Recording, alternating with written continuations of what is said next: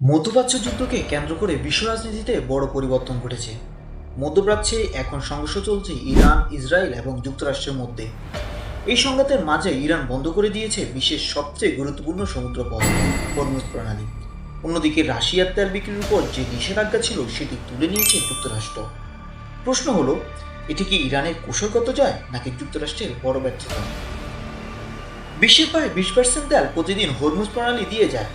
এই পথ ব্যবহার করে সৌদি আরব, কুয়েত, ইরাক এবং অন্যান্য উপসাগরীয় দেশ তাদের তেল বিক্রি রপ্তানি করে থাকে। কিন্তু এই প্রণালীর একপাশে অবস্থান করছে ইরান। তাই যখন ইরান এই পথ বন্ধ করার সিদ্ধান্ত নেয়, তখন পুরো বিশ্বের অর্থনীতি কেঁপে ওঠে। বিশেষজ্ঞদের মতে ইরানের নৌবাহিনী, ক্ষেপণাস্ত্র এবং ড্রোন প্রযুক্তি এই অঞ্চলে শক্তিশালী উপস্থিতি তৈরি করেছে। ফলে যুক্তরাষ্ট্রের শক্তিশালী নৌবহর থাকা সত্ত্বেও পরিস্থিতি পুরোপুরি নিয়ন্ত্রণ করা কঠিন হয়ে পড়েছে।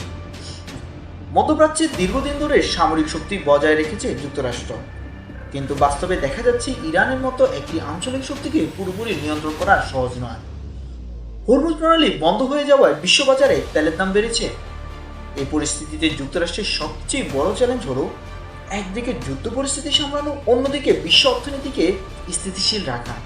এই পুরো পরিস্থিতিতে সবচেয়ে বেশি লাভবান হতে পারে রাশিয়া, কারণ পশ্চিমা দেশগুলো আগে রাশিয়ার তেল বিক্রির উপর কঠোর নিষেধাজ্ঞা দিয়েছিল। কিন্তু এখন বিশ্বে তেলের সংকট তৈরি হওয়ায় এই নিষেধাজ্ঞা শিথিল বা তুলে নেওয়ার সিদ্ধান্ত নিয়েছে তারা। ফলে রাশিয়া আবারও আন্তর্জাতিক বাজারে তেল বিক্রি করার সুযোগ পাচ্ছে। এতে শুধু অর্থনৈতিক লাভ নয়, রাজনৈতিকভাবেও রাশিয়ার অবস্থান শক্তিশালী হতে পারে।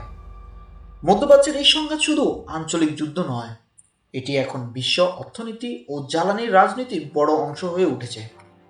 হরমুজ প্রণালী বন্ধ হওয়া, যুক্তরাষ্ট্রের কৌশলগত চাপ আর রাশিয়ার নতুন সুযোগ, সব মিলিয়ে বিশ্ব রাজনীতিতে নতুন সমীকরণ তৈরি হচ্ছে। আপনার কি মনে হয়, এই পরিস্থিতিতে সবচেয়ে বেশি শক্তিশালী অবস্থানে আছে কোন দেশ? ইরান, যুক্তরাষ্ট্র নাকি রাশিয়া?